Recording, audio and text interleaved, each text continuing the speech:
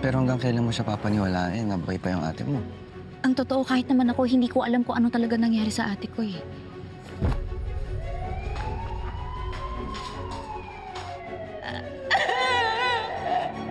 Ano po bang plano niyo sa kanya? Gusto kong malaman ko na ba talagang alam ng kapatid ni Helen yung mga binabalak niya.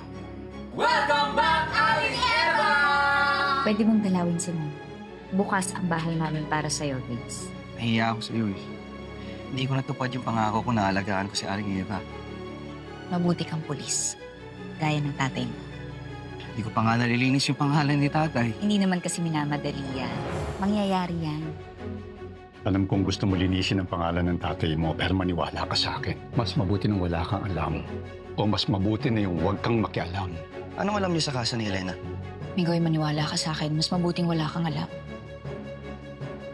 Okay, sige, pues. Gagawa ako ng sarili kong investigasyon. Migoy! Saan ka pupunta? Migoy! Migoy! Sir Eddie! Kayo po ba si Charmel Perez? Andito po ako para malaman kung bakit pinatay si Juancho. They got me so frustrated, thinking I can't make it. All the efforts that I put out, my ideas just get shut down. It's a shame dahil mananagot kayo. Ganda ganda tuwing oras ng ambagan, ang mundo ko'y kagandahan, baby. Ganda, gandahan, ganda, gandahan, ganda, gandahan, gandahan ang buhay. Ganda, gandahan. Eddie Imperial. Si Eddie Imperial ang pumatay kay Juancho. Tauhan niya yung asawa ko sa lahat ng mga krimen na pinagagawa nila.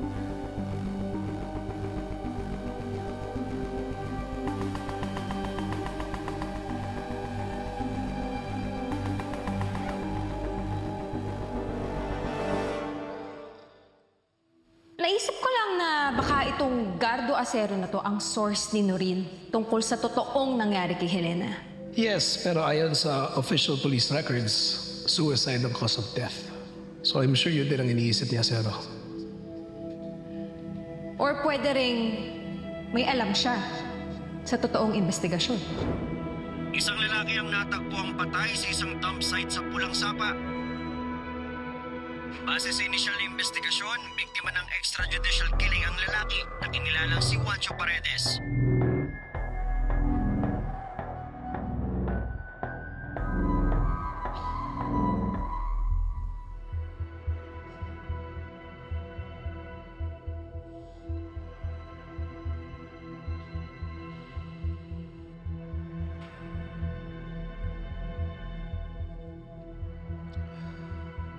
What can I say, Juancho? Wala, traitor ka eh. Ngayon, napala mo. Di ba alay susunod ko sa'yo lahat ng babangga sa akin? Makikilala din nila ang tunay na Eddie Imperial. Iniwan sa akin ni Juancho to. Sabi niya, sakali daw na may mangyari masama sa kanya, ito makakapagpatunay ng mga kasamaan ni Eddie Imperial.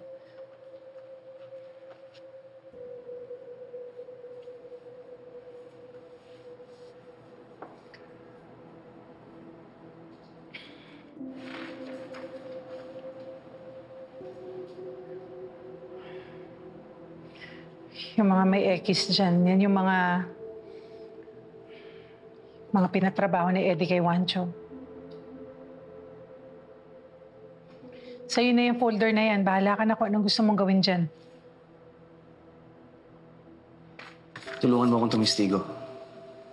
Malakas ang laban natin kung sasampa natin ang kaso si Eddie, lalong-lalo na itong folder na to mismo, ang ebidensya.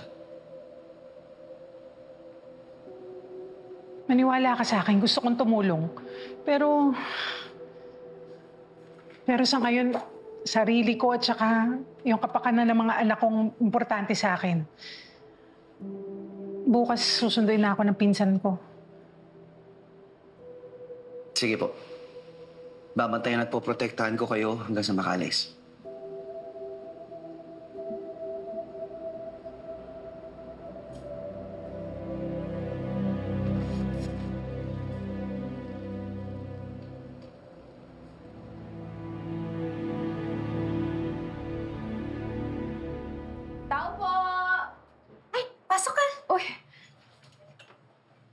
Noreen!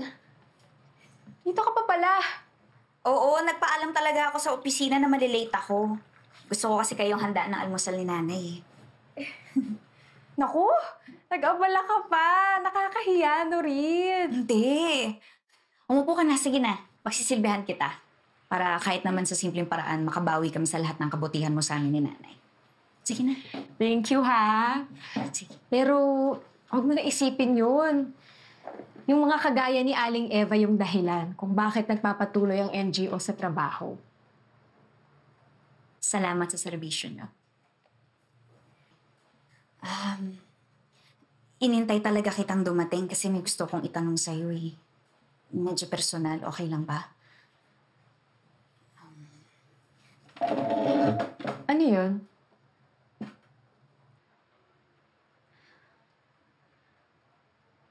Magmula kasi nung namatay si Ate Helena, hindi ako nakakatulog ng maayos. Sobrang namimiss ko pa rin siya. Gusto ko sanang sumali dun sa art therapy mo. Kasi nakikita ko yung epekto kay nanay. Parang ang saya-saya na niya palagi, tsaka hindi na siya malungkot. Oo naman! Talaga? Oo! Kasi hanggang ngayon, hindi pa rin talaga ako nakaka-move on sa pagkamatay ng ate ko. Hanggang ngayon, ang dami ko pa rin tanong. Pero syempre, ayoko maka-apekto yun sa trabaho ko. Mga tanong gaya ng... Madami. Sobrang dami. Nung namatay si Ate Helena, naghahanap ako ng masisisi. Kinumpile ko pa nga yung mga report tungkol sa kanya noon. Kasi gusto ko talagang malaman ng punot dulo ng biglaang pagkamatay ng ate ko.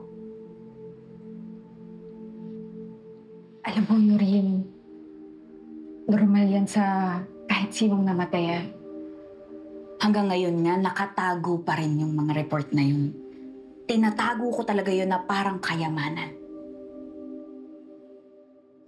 Pasensya ka na, ha? Huwag mo sanang masamain.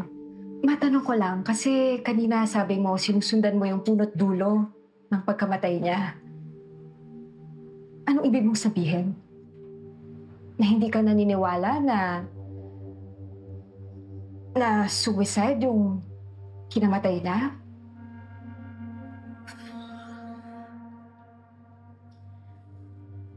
Hanggang ngayon kasi, hindi ko pa rin talaga matanggap na wala na si ate.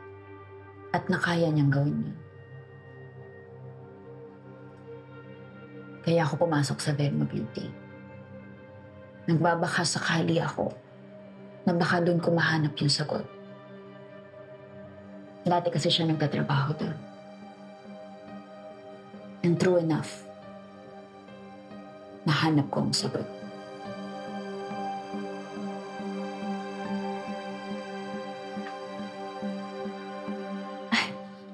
Kailangan ko nang umalis. Pero sige, kumain ka lang dyan, ha? Ikaw nang bahala kay nanay. Tsaka na tayo ulit magkwentuhan pag pwede na akong sumali sa art therapy mo. No problem, Noreen. Tsaka salamat ulit, ha? Oo, sige, kain ka lang dyan, ha?